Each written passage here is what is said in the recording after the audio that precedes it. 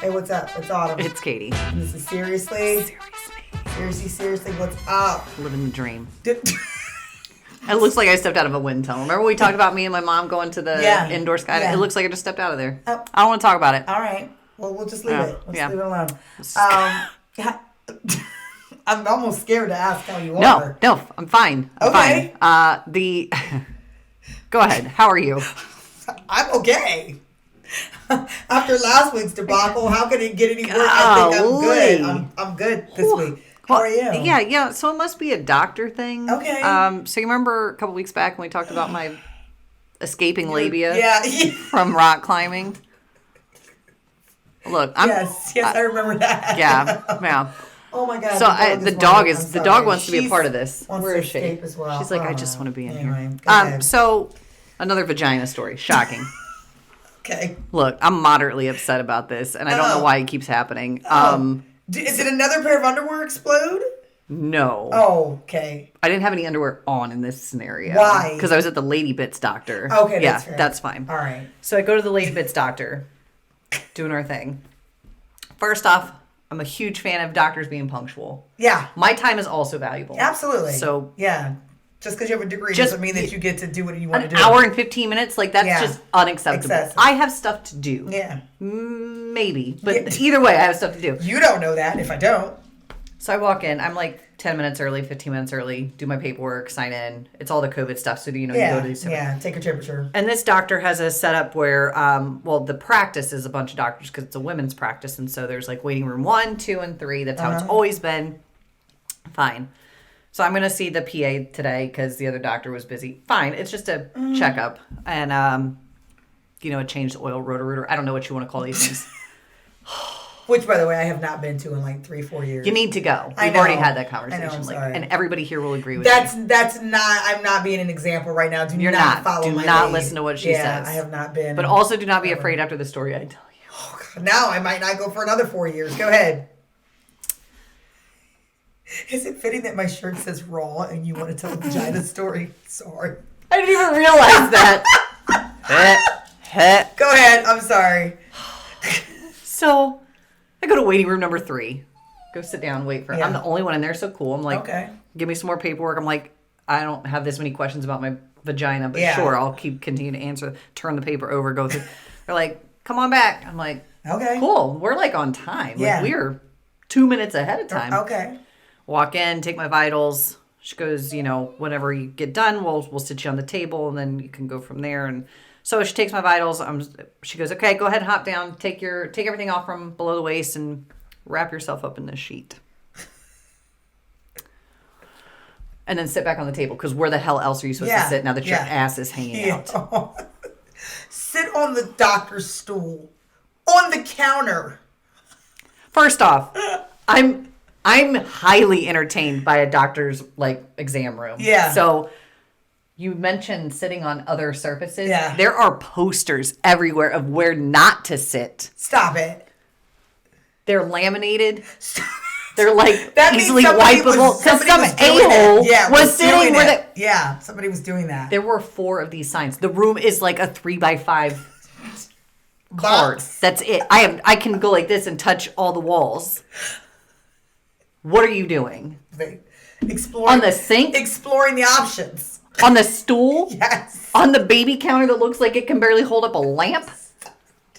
The baby counter. There are specific instructions. Don't do everywhere. That. Don't sit here. Okay. Don't sit here. Don't sit there. Don't sit there. I am half naked with a tissue paper. Yeah. Around the waist. Around my lady bits. Yeah. So they were punctual to get me to this room. You know what they were not punctual on?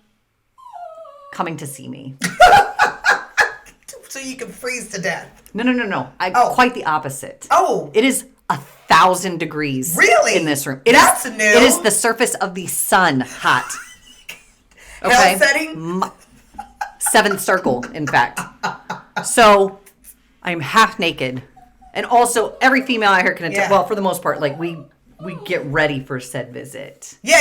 Oh, yeah, 100%. Which is weird because the doctor doesn't care. Oh, what is going on here today? I don't know. You know what? We're just going to do it. It's that kind of day. Hot. It's hot. Yeah. I'm anxious. You're sweating. I know what's going to happen in this table. appointment, and I am sticky. That's like I don't even know any. That's not okay. You know what doesn't mix? Tissue paper and moisture.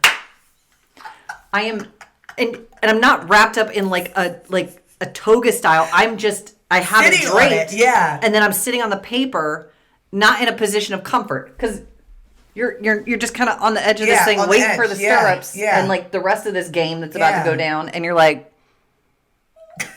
and the seat is like small, like it's not like a cracker that I cannot like size. So like small. I'm trying to position myself without looking like I'm posing because my back is starting to hurt. Like my lower, I've been on this table for like 20 minutes. Oh my God. And I'm like cramping up, and I'm half naked, and I'm sweaty, and it's hot, and I'm like, mask. Hold on. You still have your mask? Okay. Yeah, you have to. Yeah. So that's fair. That's fair. So she walks in. She goes, "Hey." I'm like, "Hey, what's up? Get some water." Yeah. Hey, what's up? She goes, "All right, go ahead and scoot down to the end of the table." Mm-hmm. I don't know if you know what you're asking for me to do that. It's now like a slip and slide. Oh, I have. So before she walks in, I've got the sheet, and I'm like fanning my downstairs. I can't even with you right now. I am like trying to keep it together. All this is for naught if we can't dry up. Like, what is going on? So then she goes, "Go ahead and slide down." I put my hands down, and I went, and all you hear is just paper tearing. Just the entire... She goes, "Oh, that's okay. We can fix that." I'm like, "Thank you for your grace and your compassion and your empathy in this moment." You know why? Because you weren't the first person. No. You were not the first vagina to do it. I was mortified. Well, listen. Like when you step with paper on your shoe. Better to be moist than dry. You gotta look at the positives. In that moment. Some people, that's a condition. Dryness. At least you know you don't have it. Girl. Yeah, I'm just saying. You gotta listen. 2021, we're looking at the positives and things. It was. I was so glad that was not like a public event. I don't know why it would have been. Exactly, but I'm just glad that it was not. I don't know what you guys are doing on the weekends, but not that. Okay, I'm like, why would that be a positive event? Things that would have mercy. She was so kind, kind. Bless her heart. Yes, bless her sweet heart. Yes. No. Well, I mean, So yeah, I think I called you after that, and we spoke. I didn't get into all that. I was going to say you did. I didn't know that part. But my favorite part was the text conversation between you and I. What? When you said, "What did I say?" I said I am half. I said something about I'm having my vagina looked at, and you responded with, "So you're rock climbing." Yeah. So heretofore, forever, my gynecological exams be referred to rock climbing in quotations. Yeah, I'm going rock climbing. You're going to the GY. Yeah, but there's always going to be some level of confusion. Yeah, that is. Like, are you rock climbing? Are you actually? Yeah, because it's like you're at the gym quite often. Yeah. Oh, and another uncomfortable situation: the speculum and the touching of the cervix. But like, you feel it like up in your chest. Yeah. Yeah, no, that's never a good time. A little pressure, that's what they say. I don't want to hear it. You need to go. So I know. Go. I know I need to go. All right. Well, you know what? TSA. Just to kind of make it fair for the dudes out there. Yeah. So my son, I know my son's probably going to be so mad that I'm telling the story, but obviously he's going into the Marines. So he had to go to MEPS and get his physical. Yeah. We call that rotting on and off the range. They do the whole, go ahead. Yeah. Well, he was not prepared. Oh, because he's only 18. Thing. So obviously that's not a normal part of any sort of doctor's visits that he's at right now. That's unfortunate. Is that, for them to stick their finger in different places. Yeah, he was he went, He was like, no. I'm sad and traumatized and I don't know what to do with my soul right now. Yeah. Like he was really upset about that. He needed a minute. Yeah. Oof. He was not happy. What a place. They don't tell you that. No, MEPS is terrible. And I didn't tell him either. I knew it was coming. Yeah, no. You can't prepare anybody for that. It's the government. Yeah, it's just going to happen. So they want to be in all your business. Got like a spelunking light on. We're in a cave. Yeah, they want to be all your business. And peeking in the crevices. Not okay. No. Who's that peeking in my window? I always feel like somebody's watching me. Literally. Yeah. Yeah. So, good yeah, stuff. well, that's not fun. No. Okay. No. All right. Welcome, 2021. Welcome to the stage. Yeah. Great. Other than that, how was your week? Not bad. Okay, not good. Bad. Back at work for I told you not. Don't do it. future. For the foreseeable future, at least until I'm 55. Or if somebody just wants 60. To pay me to be awesome, I'll take that too. Well, we talked about independently that wealthy. All Not right. yet. Well, let me know if you figure that out. Yeah, it hadn't happened in 38. No, so let me know if you figure that out. Rolling into something here. Oh, my week was. Did you do anything? No, it was nothing. I probably did do something, but I'm still so traumatized from last Fart week. on anybody, dentist or Wow. gag on Or any otherwise. moles. Yeah. Maybe that would have just been the set off for my gynecological exam. Right? Could you effing imagine? Could you imagine? I'm sure that's happened before. It has to have happened. They hate it. I'm sure. I kind of want to know this. Because you have to like pretend to be professional, act like it's okay when really I want to now punch you in your vagina. Yo, you farted in my face. Yeah, and now I want to punch you. I need you to exit my establishment right now. Immediately. Stat. Oh my God. I cannot. I hope somebody has a fart in the face story. I need to hear it. Somebody does. Because pre-COVID, unless there was a reason to, like you didn't wear nothing. You didn't have a mask. That's disgusting. Okay. Oh. That's disgusting. All the more reason why I would not want to go into go into that line of work. So anyway, let's just jump right into it. Yeah, do it. Let's just jump right into this week. What do you want to talk about? Vulnerability. How fitting. Yes. Like legs up in a stirrup? No. Oh God, no. Okay. So, some topics of conversation have come up in just, friend circles and our circle, us together and just relationships and kind of that vision of moving forward in life. And vulnerability has been strategically used by folks, to leverage whatever agenda they have. So instead of you being vulnerable and authentic, people will use that in a space that is not right. Mm-hmm. I.e., exploiting it or taking advantage of it or using it against you in some form or fashion. So that's kind of where we were going to take the conversation today. Okay. That it's not those things. Okay, so an example, I guess, of a type of relationship. I mean, I have one in my head immediately that pops up and that comes to mind. But what, like this conversation, you know what I mean? This episode and last episode, people just want to call. Oh my God. Okay. Anyway, I apologize. My favorite part, guys, is that she prefaced both of these with silence your phones. My phone's never been the issue. My phone was silent. Yeah.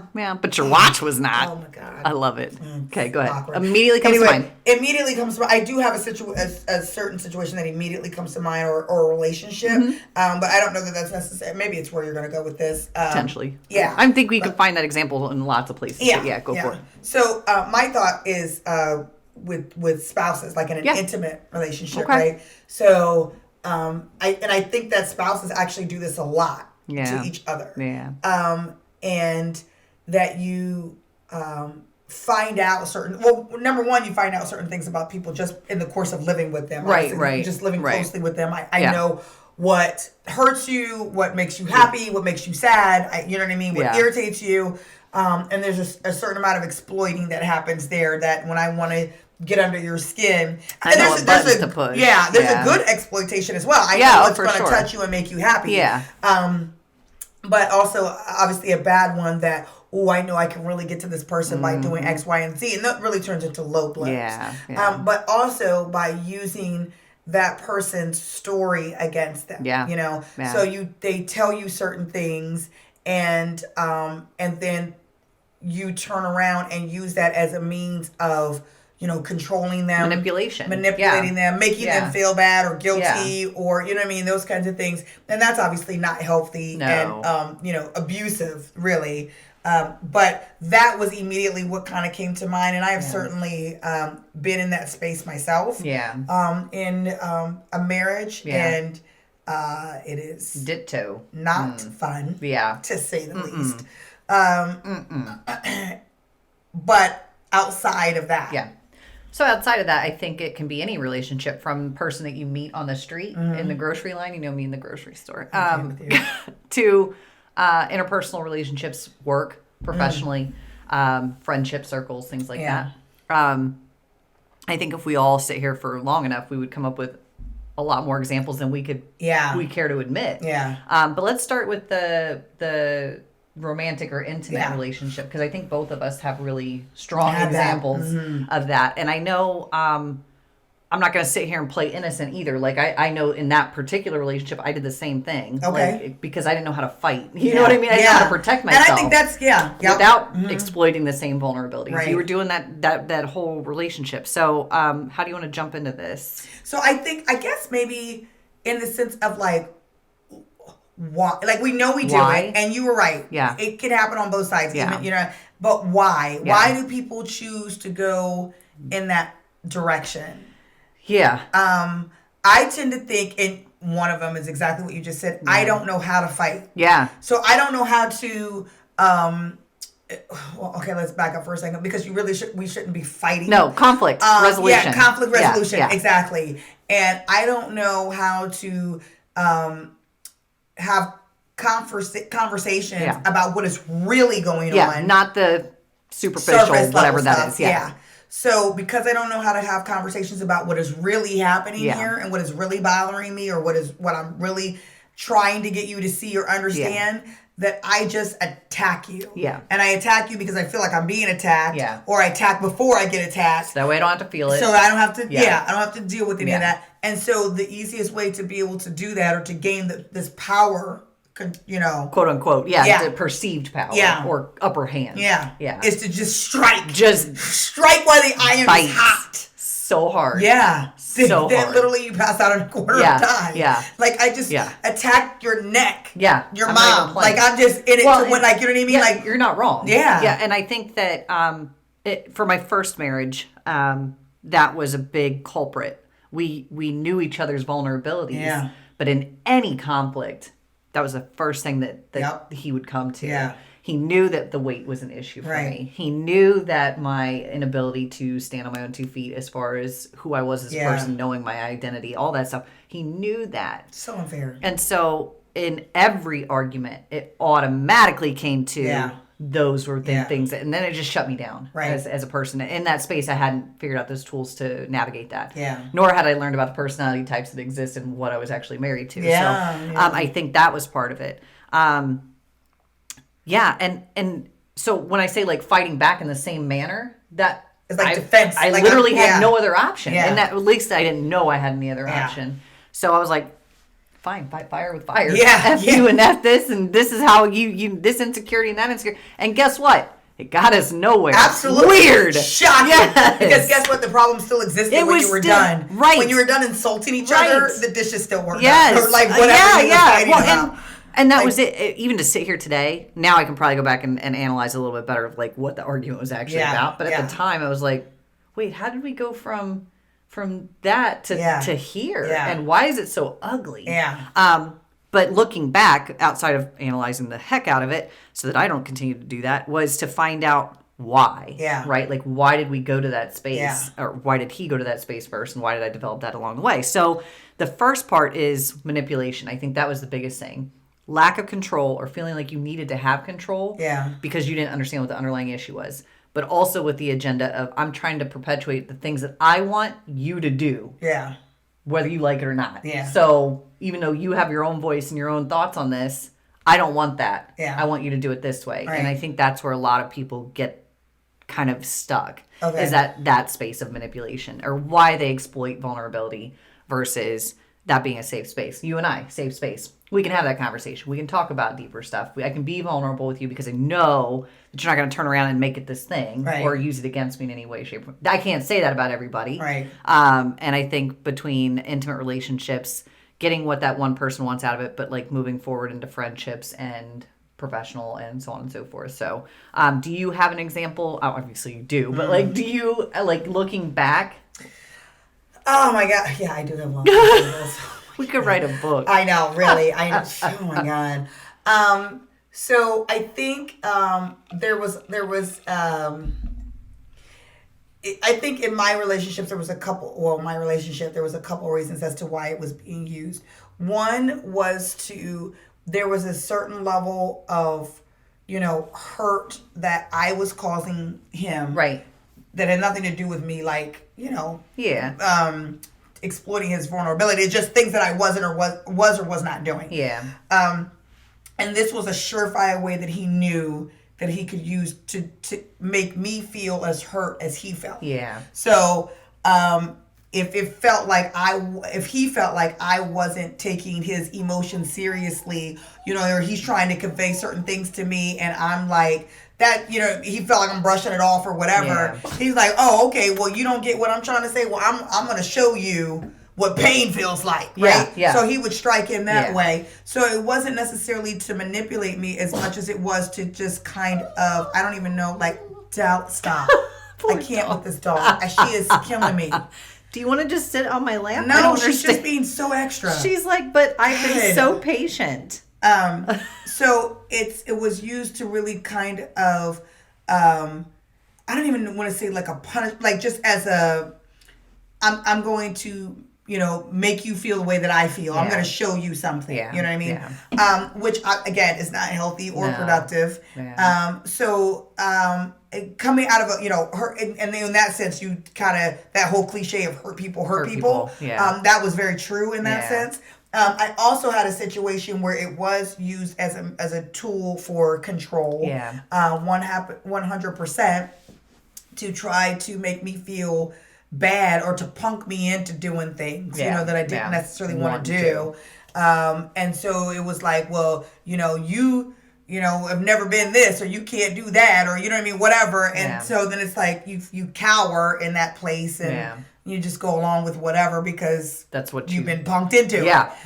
Literally, like, you know what I mean? So I think there was, for me, those were the two biggest reasons behind it. I, like you, was like, it's like a wild animal. You back somebody into a corner and they just come out swinging with the easiest, it's like the tool, the easiest, most accessible tool around me. Look, well, you ain't. Yeah. You know what I mean? Yeah. Like, well, this, and this. Yeah, you ain't never been a man. Like, I don't know, whatever, this random nonsense, Yeah. So, you start doing that as a means of, like, protecting yourself. But yeah, you're right. Like, the thing that you guys are really honestly fighting about or there's conflict about is not actually being addressed, and it doesn't make anything or anybody feel better. No. It also, it's like, it's eroding to a relationship. Oh, you know absolutely. what I mean? So it's almost like every time that happens, you add a brick. Another to the wall between the two of you. Yeah. It's like, okay, here's the first brick, and put some mortar around it. We're gonna add here's the some next more to brick. It. Yep. And pretty soon that wall has gotten so big that it feels like,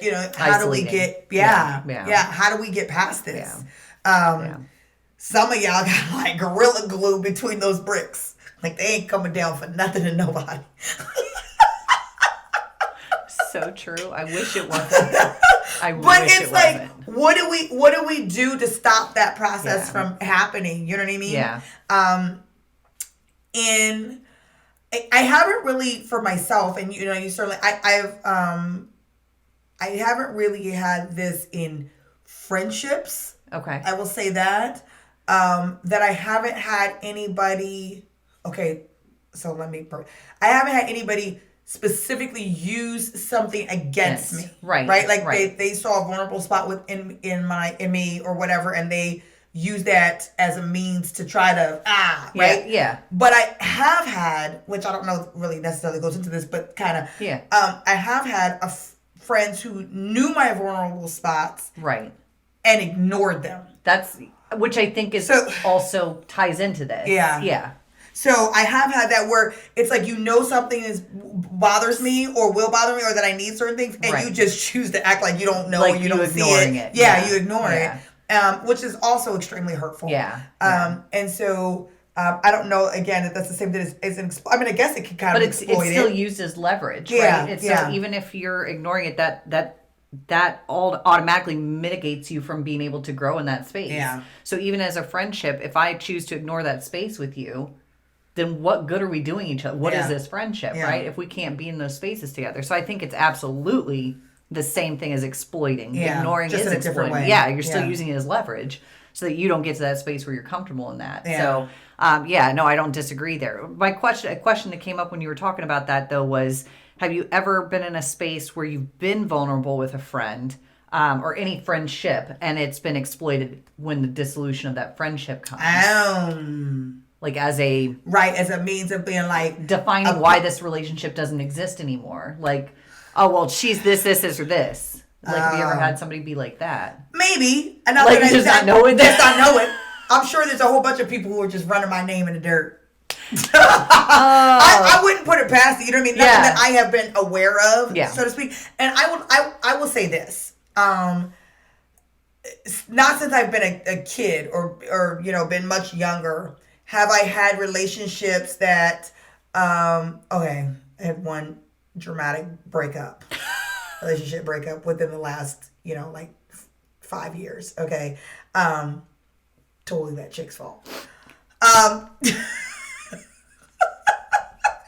Totally that chick's fault. Oh my God. Okay. But I will say this, that every kind of parting of ways or whatever that I've had, you know what I mean, in my adult years has been, I don't know if you want to say amicable, but that we just realized this isn't working and we need to go in our separate directions, right? So there wasn't really this need to be vengeful after the fact. It was just kind of like, yo, I'm not rocking with you and you're not rocking with me, and we just leave it alone. At least that you know. Exactly. At least that I know of. Okay, so that I am aware of, and I can speak for myself that you're not I haven't around had doing the the need. same. I haven't had the need to put whoever's For business whatever out there. reason. And if they're like, oh, you and so don't rock no more, I'm like, nah, we just When our separate we're just different people. We're in different spaces, or whatever. Or if I did feel the need that there something did happen that kind of required an explanation, right? It was still given with as few kind of details as possible, and with as much perspective as I could possibly muster. To say, listen, she saw it this way, I saw it that way. We just really couldn't see it in the middle. I wish her well. I'm assuming whatever, and this is where we go. But not like this. Like what I mean. Like there's no reason for any of that. We're beyond those spaces. But again, that I know of. Well, no, and I don't think. Look, if y'all heard anything about me, y'all better let me know. Call her. Tell me. Call me. What'd that chick say about me? Let me know. Holla at you, girl. Oh my God. So I got to tell you where this came from, because I don't think. Oh God, because somebody told me something about me. Hey, by the way, now's the time for me to tell you this. No. I was listening to Jewel, Jewel the artist, right? Yeah. Okay. So incredible person, but also has an incredible history. Okay. And this was one of her quotes that she had said in this interview that she did, and it was just it hit. Okay. And I was like, oof, okay, that makes a lot more sense than, vulnerability has been something I've been trying to do and be with people that are safe spaces. Right. But also looking at from this perspective of it being used against you for leverage or to further an agenda or manipulation, whatever the case may be. But I think that if you were to sit here and take a look outside of just like romantic relationships and some of these friendships, can you identify some of these examples where somebody has taken a vulnerability that you've expressed, either knowingly or unknowingly, or just been in a space where you felt comfortable to, and have they used it to manipulate or further their agenda, like outside of the intimate space? Obviously, those 100%. Dudes do that all the time. Like all the time. Yeah. You know what I mean? Con artists do that, where they realize what type of person is going to respond to certain things, and they look for those types of people. Right. That is like, oh, she come across kind of needy. Yeah. Whatever. So let me present this, that, and the other. Yeah. To try to get them to do this, because I have a end result of clearing out your bank account. I have an end result of sex. I have an end result of whatever, you taking care of me. So I think, and I say dudes do this all the time. Let me be fair.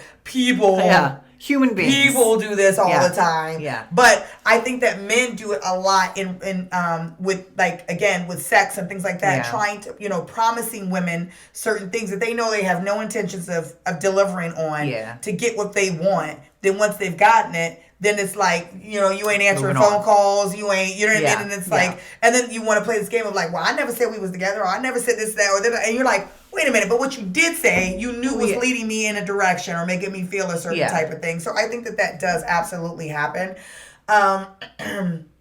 In that regards. I also think this goes, which I don't know if deals with motivation or however, but just to interject this into the conversation, that, and actually I was talking about this with a friend last night about I cannot talk right now. It's a big vulnerability and who you are vulnerable with. Okay, that was my next question. Okay. Dang it. And to what degree you are vulnerable, right? So every person doesn't get the same level of vulnerability. Right? I can be vulnerable with you to a certain extent, right? And then to you, like completely and unfiltered, and to you, not at all. Yeah. So I think that using wisdom in those places, but I also think that being vulnerable in a space that, with certain people, things that you have healed from that are no longer, and you and I talked about this, that a secret only has as much power as it being a secret. Yeah. Once you release that secret, the power of it, if it goes away. It was the whole idea of, people finding out. But once people know, it's like, that ain't powerful anymore, right? So if you are healed in a space or you are beyond a space, then you can give stuff away. And if people try to talk about it or whatever, you're like, I don't care. Because it doesn't, there's no hurt associated with it. That you are healed in that place. If there's things that you have released and you are raw in those places, those are the spaces that have the ability to hurt you. And then you need to be a little bit wiser about how you release that. So that was my question. So tying into that, using some level of wisdom or discernment in who you are vulnerable with. Yeah. At what point do you realize, or at what point can you just be authentically you with and whomever that you choose to be? And again, I think that is when you are comfortable with who you are. Yeah. Because it's no longer that I'm being vulnerable with you because I need you to do something for me. Right. I'm being vulnerable with you because this is who I am. Yeah. And whether you receive it or whether you don't, I'm okay with it. Yeah. I'm okay that and I shouldn't even say the place that you're healed in, because there can still be some places that you're still working in, but there's no shame associated with it. Shame, and shame. Yeah. That's the big thing there. Yeah. There's no shame. Yeah. I know I'm not where I'm supposed to be yet, but I'm not ashamed of it. Right. So, so I can share that with you, and if you reject it or if you act some kind of way about it, I'm still like, okay. Yeah. It's not gonna, because I'm not ashamed of it. Yeah. It's a struggle for me, and I'm letting you in on that. Yeah. But it's not embarrassing to me. Right. So I think when you get to a level of comfort with yourself and in the places that you are transitioning in, and realizing and understanding that you're still good. Yeah. Like, just because I'm not where I want to be yet doesn't mean there's something wrong with me. Right. Then you can be, vulnerable or open with any and everybody. Yeah.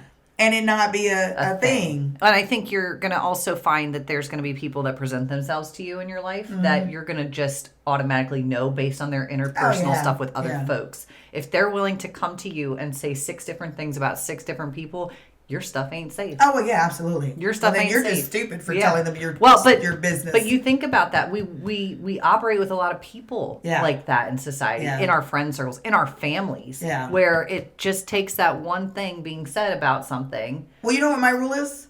In general? Punch people in the temple? Oh, well, yeah. Okay. No, but my rule in general is never tell anybody anything that you are not willing to hear back from somebody else. Right. You just have to have the mindset that as soon as I put this out, there's a possibility that somewhere it's going to. Yeah. So, if you kind of operate with that mentality, then, the betrayals that are going to happen, it's not if, it's just when. Yeah. Are going to happen. You're not super completely caught off guard by them, because you just go like, that's I knew it was going to happen. Yeah. Yeah. So there's another question that came up with that, but go ahead, keep going. So I mean, I think that is kind of how you sort of need. It's almost like lending money. Yeah. You lend it with the idea that I know I'm not getting it back. If you do get it back, great, and if you don't, well, it's no big deal. Yeah. Like, you know what I mean? Yeah. So I think that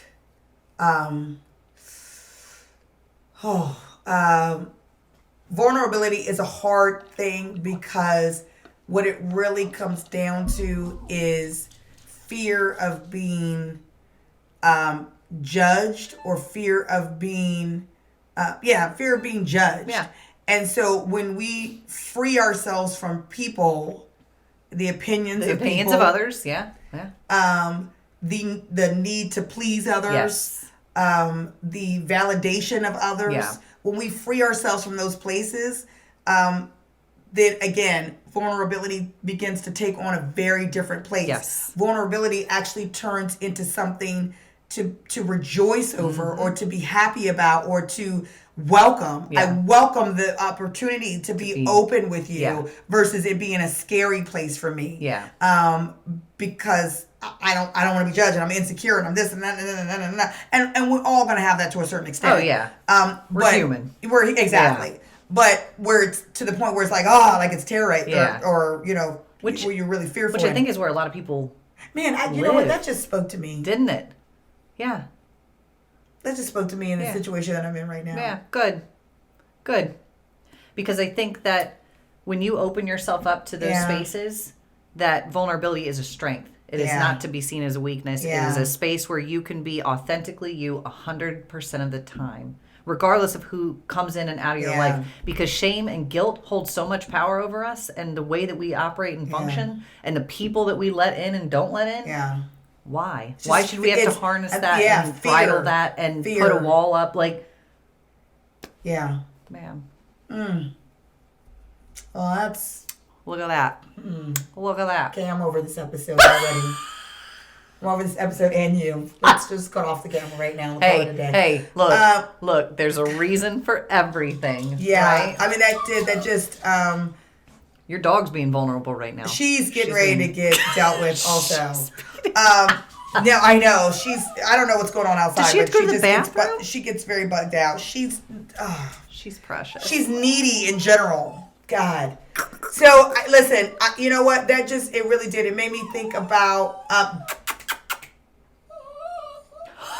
it's like a backing track. She's defiant. She looked me dead in my face and was like... continued to do it. Come here. She's like, because she knows that's irritating to me. So she's like, I'm just going to exploit your... Here's your vulnerability, Mom. No, it made me think about...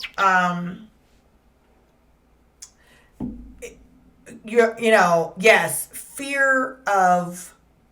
So what is the fear, right? Yeah. Fear of judgment, fear of, I think for me, rejection. Yeah. And that's deeper than just on the surface of rejection. That goes back to whatever is that your ideal of rejection came from, right? So that's even bigger than that. Yeah. Yeah. So, I mean, I think that's the place of, and maybe that also looking into why you are, again, going back to why you are being vulnerable. Yeah. Are you being vulnerable in order to help heal somebody else? Right. Which, again, it puts a different spin on how you feel about that moment. Are you being vulnerable because you need something in return? Right. That part is the scary part, because if you don't get it back, what do you then do? you're like, you put it out there and it's like, I exposed myself and I didn't get anything in return for it. Yeah. And now it's almost like you feel like you have the upper hand. Yeah. Right? Or not they have the upper hand. That they have the upper hand because they got something and didn't give anything in return. Yeah. So I think, checking or I'm vulnerable with you, and then you use it as a weapon against me. And so two out of three of those things ain't that great. No. But I think it all starts with you and getting into a good place. I saw a thing that said, if you're the only one in the relationship being vulnerable, that's not wisdom. No. Okay, so it should be a two-way street. Two-way, right? absolutely. There should be... and that's not to say like I have leverage over you and you have leverage over me. No. But it is to say that you guys obviously both really value the relationship and each other. Yeah. And that there's a certain level of trust there that is happening from both sides. Absolutely. Not from you to them. Right. Or just from them to you. That you guys are both kind of on the same page. Because then relationships just become about connected pain. Yeah. And if you're just connecting with pain, then there's no real connection. Yeah. So if you're connecting with vulnerabilities and those areas that you are working on and in, they don't have to be weakness spots. Like, they don't have to be these things that are just like, whatever. I'm vulnerable with you in a sense that I'm sharing this so that we can connect on a deeper level than just pain. Yeah. So I think that, it has to be a two-way street because it's not going to work any other way. True. Yeah. True. So, oh God, it's not funny. I think it's hilarious. So no, I guess I need to examine in this particular situation I'm talking about right now. I need to examine, why I'm, because there is a trade-off, and that's the part that I'm talking about it being exciting, right? Yeah. So if you're excited, because there are things to be gained by being vulnerable, relationships, opportunities, stepping into new things. Absolutely. If you take that, you know what I mean? So the trade-off of not is, closing the door on all those situations. Yeah. And why the fear of that is out. It outweighs the potential benefits. Yeah. Because I think we've been conditioned to already feel like that's going to be a bad case scenario, or worst case scenario, because that's what we always believe the worst. Because those are we can't believe we know like having faith that something good is going to happen. We're like, this is going to go to hell in a handbasket. Because we have 19 examples of that happening because we've not used wisdom in previous relationships and experiences. So when we put that into practice, then we just keep moving So we forward. kind of bring some of this on ourselves. You did use wisdom, it went bad. Yeah. So it's kind of a self-fulfilling prophecy. Yes. And then we go, well, every situation is going to be that way. Well, actually, maybe maybe it's not. Do something different, it could be different. Yeah. We can't continue to expect this differing outcomes when we continue to do the same damn thing. Associate with the same kind of people. Can't. Have the same kind of conversations, doing the same kind of thing. Can't. Vulnerability automatically, if you're practicing it appropriately and the way that we should be as human beings, would promote growth, not destruction. Yeah. Interesting. Yeah. And I hate to say this, we do need to wrap this episode up, unfortunately, because I have to go to work tonight, so I'm on a time crunch here. So motivation, I think that it's still I think we said what needed to be said here. Yeah. My motivation is, I think, start with self. Yeah. And really work to, before you start trying to be vulnerable with other people, be vulnerable with yourself. Yeah. And really try to, work through, getting into a place where you are feeling better about who and what you are, your value, your worth, just some of those places. Right. So that when you're being open and honest with about who you are, it's not fearful. Right. It's intended to connect, to relate, to inspire, to, bring about the knowledge and awareness of who and what you are, and those all good things. Yeah. And that if you are going to be vulnerable with the intent to seek something from somebody, that you do it be vulnerable with your therapist. Yeah, start there. Like, you know what I mean? That's terrible. No, but it's true. But true. Like, right? You know what I mean? You can't be vulnerable there. Yeah. Be vulnerable with your pastor. Be vulnerable with people who are like 1,000% in those places till you can start using wisdom about figuring out who those other people may be. Yeah. A spouse, friend, parent, whatever, that kind of thing. Yeah. So, that's my... And my motivation is on the flip side of that. If somebody's being vulnerable with you... Yeah. If you are on the receiving end of somebody's vulnerableness, don't be an ass. Like, that's fair. Seriously, if you're viewing it as a judgment, or if you're looking at it in a space that you're doing this pointing fingers and that, then you need to take a good hard look in the mirror. Yeah. That is not a space that you need to be entering into lightly. Yeah. And you need to take a step back and really reflect on what that person said and why they said it. Then you move from there. Well, I also think that in conjunction with what you're saying, if you realize that somebody is asking you for something in that way that you know that you can't give, or that you're not prepared for, or that you just don't want to be, which is fair. Yeah. No, but seriously, I don't want to be your like, you know what I mean? Well, I'm not trying to be an ass, but like if somebody's trying to give you something and you're like, yo, I'm not. Yeah, wrong person. Yeah, wrong person, wrong guy. Like, I don't want to be that for you. then I think you should. We have a tendency to want to be nice, and kind of placate people and be like, oh yeah, but really in the side we're like, I don't want to talk to you. I'm ignoring your phone calls. Yeah. I'm distancing myself from you. That you should be honest with that person and say, hey, listen, I realize that you're going through some things, and I realize that you need a shoulder and you needed this or you needed that.